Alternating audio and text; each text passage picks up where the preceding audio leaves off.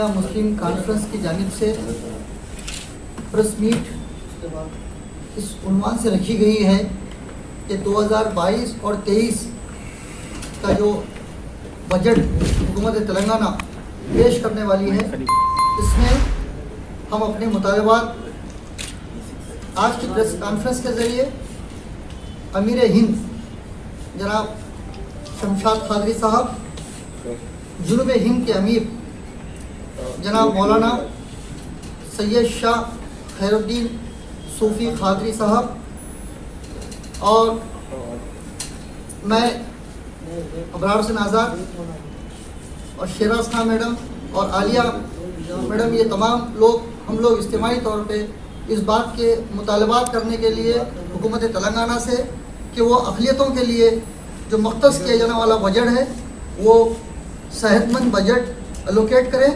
और उसकी मुकम्मल तरीक़े से उसके इस्तेमाल के लिए जो है ना, जो रियासत के नॉमिनेट माइनॉरिटी वेलफेयर के नॉमिनेटेड पोस्ट हैं, जिसमें चेयरमैन्स हैं, वीसी एंड एमडीज़ हैं और ऑफिसर्स हैं, जिनकी गैर मौजूदगी की वजह से ये तमाम डिपार्टमेंट जो है ना आज खस्ता हालत में है, जिसकी वजह से कौम का रास्त नुकसान हो रहा है। तो मैं इस मौके पे आज जनाब सदर all India Muslim leaders conference जनाब शमशाद खादरी साहब से, इसके बाद जनाब मौलाना सैयद शाह खैरुद्दीन सूफ़ी साहब से इल्तिमास करता हूँ कि वो अपने ख्यालात का इजहार करें। सत श्री अकाल, नमस्ते, गुड आफ्टरनून। सबसे पहले तो मैं मीडिया और प्रेस का दिल की गहराइयों से शुक्रिया अदा करना चाहूँगा कि उन्होंने इस प्रेस कॉन्फ्रेंस को कवर करने के लिए आप अपनी हाज़िरी दी। मैं ख़ास तौर से ये बात कहना चाहूँगा कि आज all India Muslim leaders conference की जानिब से इस प्रेस कॉन्फ्रेंस का इनेकाद अमल में आया।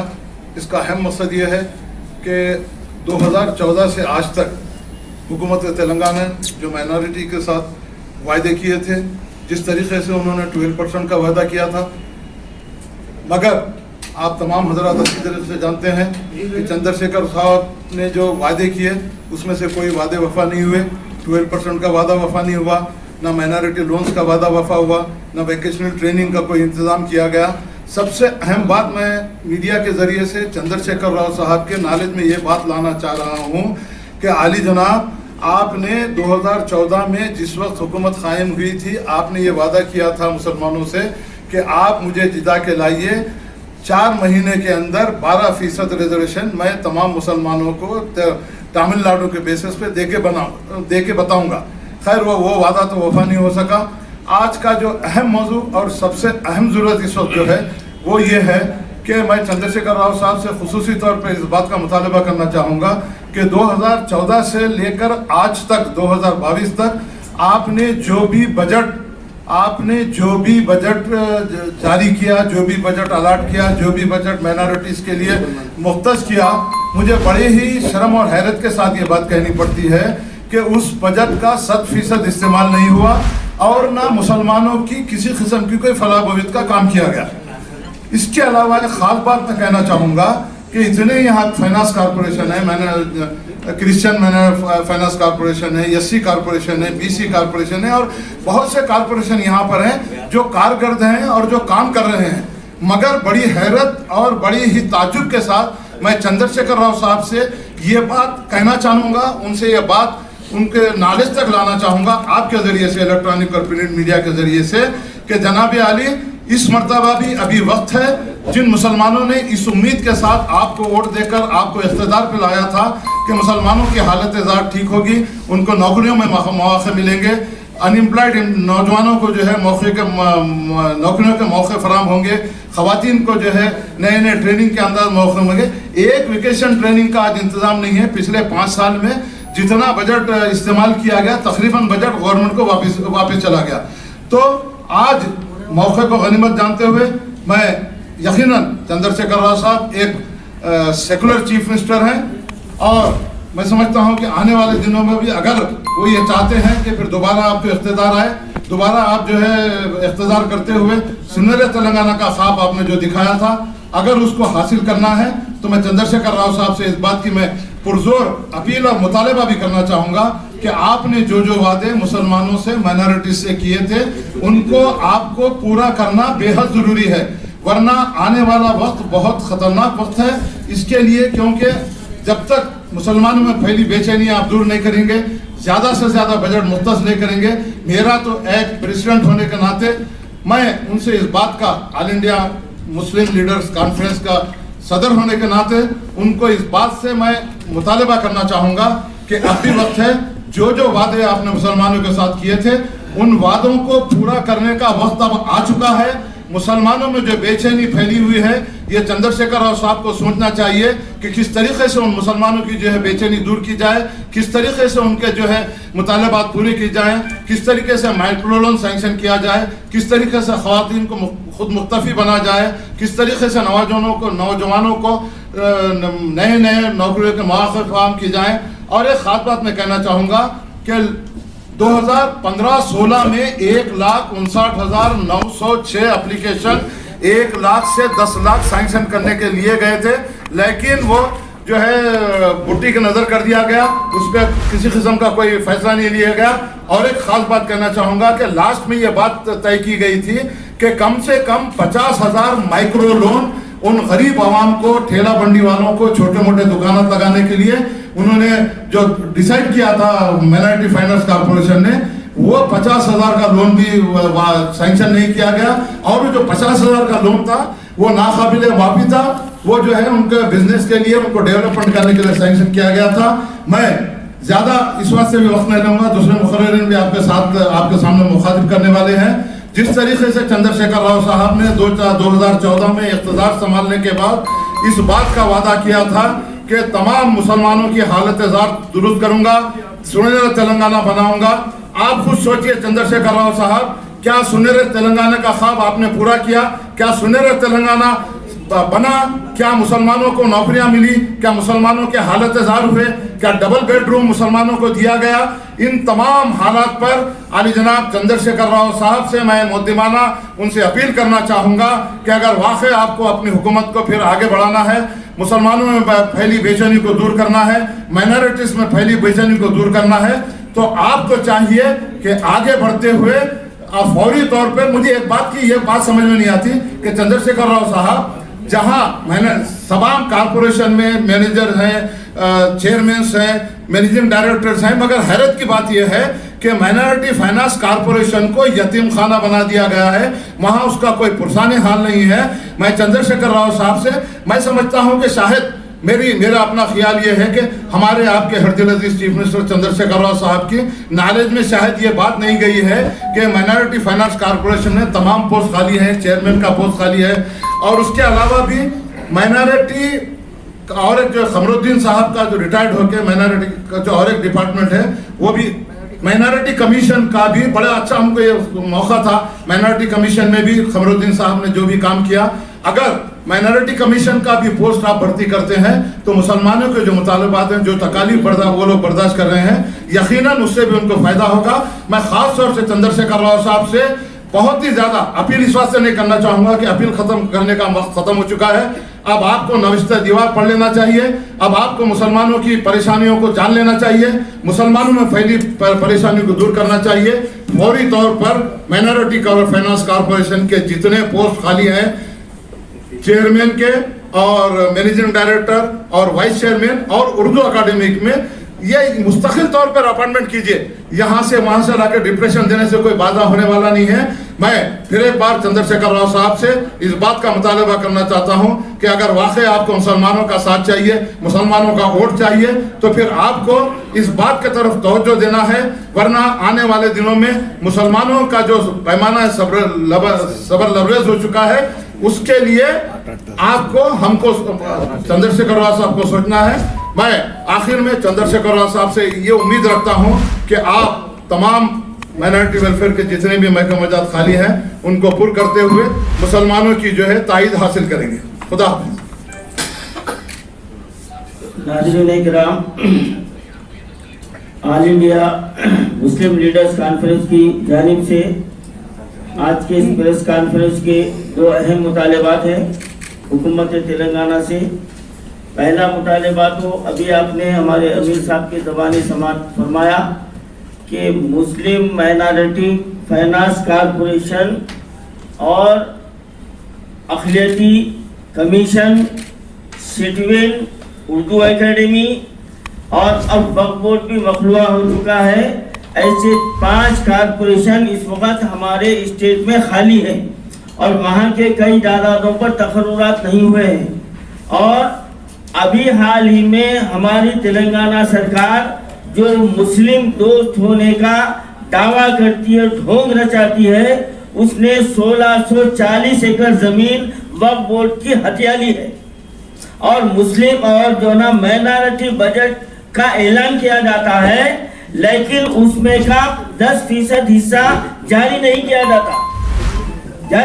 जाता। तो क्या ये रियासत के अवाम क्या ये बात को नहीं समझे हैं कि हुकूमत हमारे साथ सरासर धोखा कर रही है, सरासर हमारे साथ फरेब कर रही है, हमारे जज्बात से खिलवाड़ किया जा रहा है।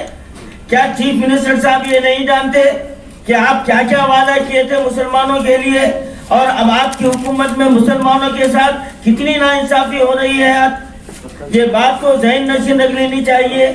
और आज वक्फ अराजियात का 60% हिस्सा हुकूमत ने हत्या लिया है। मैं बांगे दहल सबूत के साथ कहता हूँ, और ये बात मेरी नहीं है, हमारे फ्लोर लीडर असेंबली में हुकूमत से असेंबली में ये मुतालबा किए हैं। ये बात रिकॉर्ड में मौजूद है, अनरिकॉर्ड बात कोई नहीं कर रहा हूँ मैं। तो क्या केसीआर साहब आपके लिए कुछ हया शर्म का कोई पैमाना है आपके पास?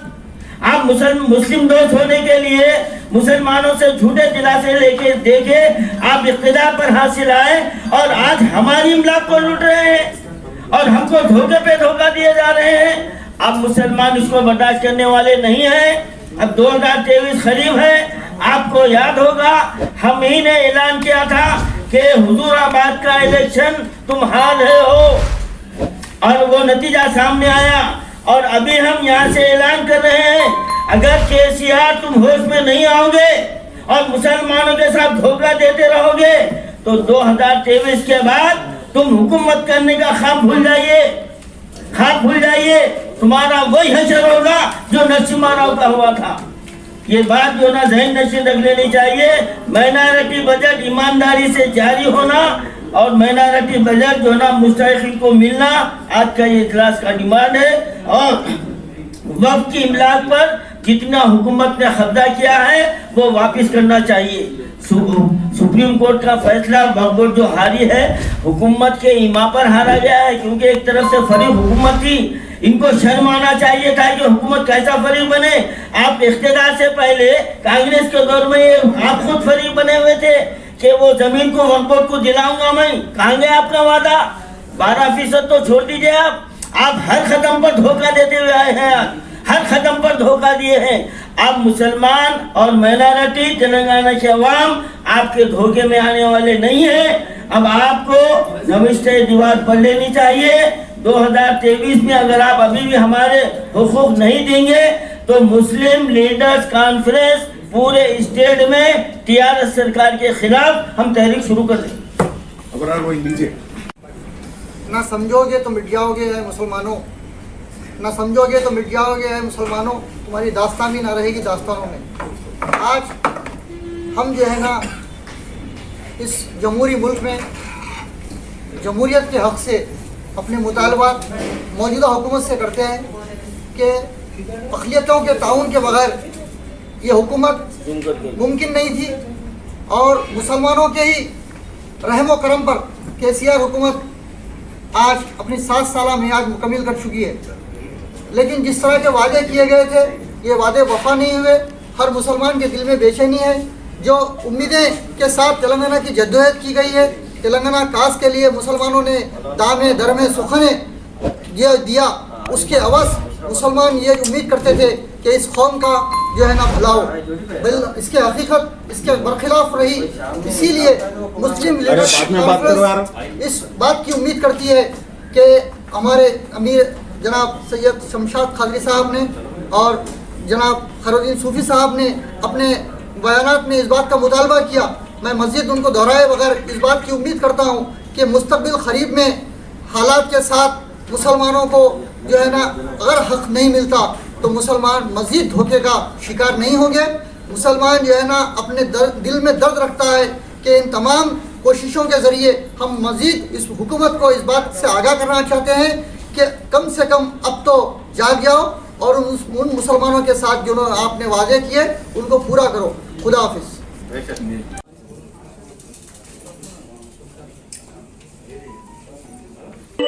क्या आप शहर हैदराबाद में बिरयानी खाना चाहते हैं या अपनी दावतों की कैटरिंग सर्विसेज का ऑर्डर किसी को देना चाहते हैं तो बेफिक्र हो जाइए। मोहम्मद यासीन साहब आपके लिए तैयार करते हैं 35 मेंबर से लेकर 10,000 मेंबर्स तक का पकवान। जी हाँ, आप बस एक कॉल करिए और हमारी सर्विस आपको 24 घंटे अवेलेबल मिलेगी। जी हाँ, आपकी ख्वाहिश का पकवान आपके लिए पेश करने की पूरी जिम्मेदारी मोहम्मद यासीन साहब लेते हैं। हम पेश करते हैं मटन पोटला biryani, mutton beef biryani, chicken biryani, दम बिरयानी, नहारी, पाया और मीठे में रबड़ी, डबल का मीठा, फ्रूट का मीठा, कद्दू की खीर और भी बहुत कुछ आपकी दावतों को बेमिसाल बनाने के लिए। आप अपने दावतों की टेंशन से हो जाइए बेफिक्र, क्योंकि हम आपके लिए लाए हैं बेहतरीन कैटरिंग सर्विसेज और हमारी सर्विस मिलेगी आपको रात भर।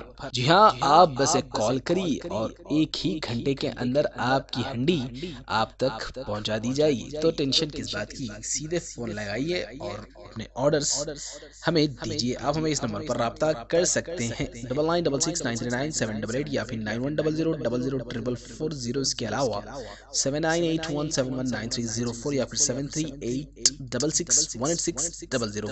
हमारा पता है Bibi Bazaar, Moghalpura X road, beside Obama mobiles, Hyderabad. आप परेशान हैं अपनी तालीम ना हासिल करने पर? सो डोंट वरी, अगर आप 14 साल या उससे ज्यादा उम्र के हैं तो डायरेक्ट 10th क्लास का एग्जाम लिख सकते हो और 18 साल या उससे ज्यादा उम्र के हो तो एसएससी और इंटर के बगैर direct degree BCom, BSc, BA में एडमिशन ले सकते हो एज के बिना पर। इसके अलावा एसएससी फेल और pass join direct in 1 sitting in SSC, inter, MPC, BIPC, CEC, Urdu आलिम फाजिल, degree BCom, BSc, BA and many more. तो आज ही रब्त पैदा करें। Al Hadi Free Education Guidance Center for Boys and Girls. So join today Al Hadi near Yakutpura Railway Station, Hyderabad. Phone number 8686 107 786.